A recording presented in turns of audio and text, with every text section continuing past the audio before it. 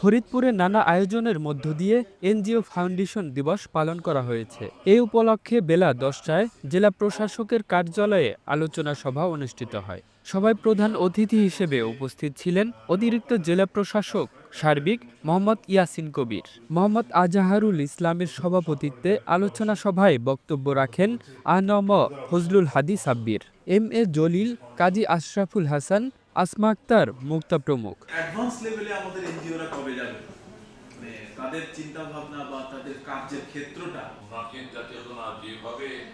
সবাই বিভিন্ন এনজিও প্রধান, সুবিধাভোগী ব্যক্তি ছাড়া সুশীল সমাজের প্রতিনিধিরা উপস্থিত ছিলেন। The news Bangladesh, national desk.